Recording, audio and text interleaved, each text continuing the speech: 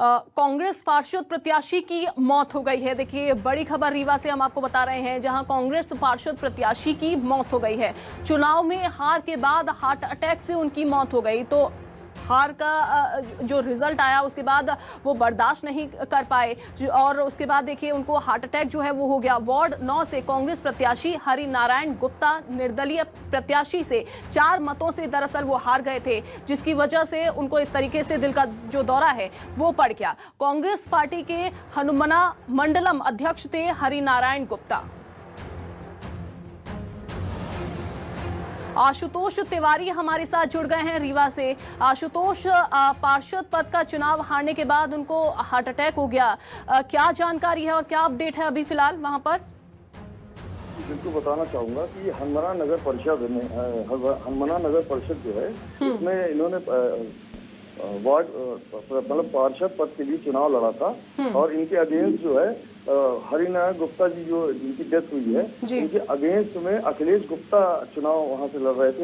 इनके मतलब जीत उनकी 14 मतों से हुई है, 14 वोटों से वो जीत गए हैं, जिसकी वजह से ये हार गए हरिनारायण गुप्ता। और इनको जो है अचानक से सीने में दर्द हुआ, जिसके बाद इन्हें सामुदायिक स्वास्थ्य केंद्र ले जाया गया उपचार के लिए, लेकिन तब तक बहुत देर हो चुकी थी और इनकी जो है रास्ते में ही मौत हो गई हार्ट अटैक से।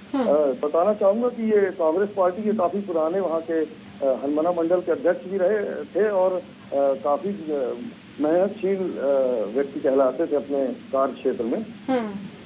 शायद इसी वजह से इनको जो है सदमा लगा और काफी बिल्कुल इसी वजह से शायद सदमा लगा होगा। बहुत शुक्रिया आशुतोष आपका।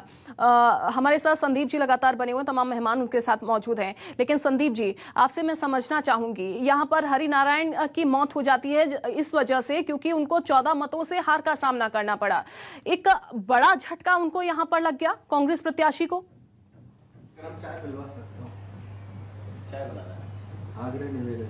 बिल्कुल ये झटका कहा जा सकता है और चुनाव लड़ रहे शख्स को काफ़ी उम्मीदें होती हैं और यदि उम्मीदें जीत की तरफ बढ़ती नज़र आए और उसके बाद हार मिले तो हार की निराशा बीमारी की तरफ भी ले जाती है। इस तरह के उदाहरण पहले भी देखे जा चुके हैं और अभी जो नज़र आया है ये भी एक दुखदाई घटना है, दर्दनाक हादसा है जो हुआ है और यहाँ पर कांग्रेस के प्रत्याशी की जो मौत हुई है। और ये एक अलग तरह का एक साइकोलॉजी यहाँ पर हम कह सकते हैं कि जब एग्ज़ाम होते हैं तब बच्चों को ये कहा जाता है कि वो अपने मनोबल को बढ़ाए रखें। अब ये मौका आ गया है कि प्रत्याशियों को भी करना पड़ेगा क्योंकि हार के बाद निराशा काफ़ी बढ़ जाती है। सुरेश जी, देखिए, राजनीति हो या जो भी स्थान हो, आप उसके साथ सेंटिमेंट्स को जोड़ करके यदि नहीं चलेंगे तो आप सरवाइव करेंगे। यदि आप इमोशंस को जोड़ करके चलते हैं तब आपके सामने संकट आता है। चुनाव है, चुनाव को जो है खेल भावना से लेना चाहिए, लेकिन कई बार क्या होता है, दिल को बड़ा आघात पहुंचता है जब हम राजनीतिक पार्टी को पीछे कर दिए और कोई निर्दलीय जीत जाए।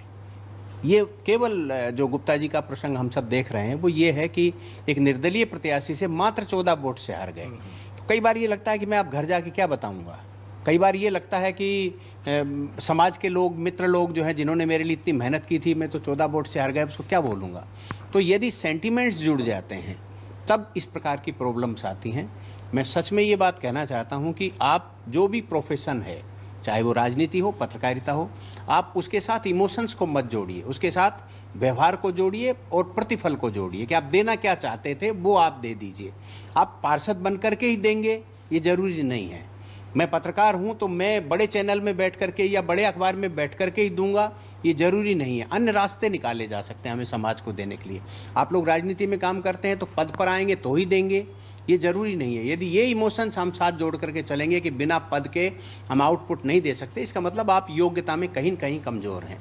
तो मुझे इस बारे में ये बात है, निश्चित रूप से दुख है और मैं संवेदनाएं व्यक्त करता हूं, लेकिन मैं ये कहता हूं कि आप जब प्रोफेशन के साथ संवेदनाएं मत जोड़िए, आप उसके साथ केवल काम जोड़िए, केवल आउटपुट जोड़िए और आप बेहतर से बेहतर क्या दे सकते हो उसमें खोइए आप, तो आपको कभी ऐसी परेशानी नहीं आएगी। बिल्कुल, बहुत बिल्कुल, बड़े इस तरीके की परेशानी का सामना जो है वो अन्य यहाँ पर जो प्रत्याशी हैं उनको भी नहीं करना पड़ेगा और जो आने वाले समय में जो चुनाव लड़ने वाले हैं उनको भी नहीं करना पड़ेगा।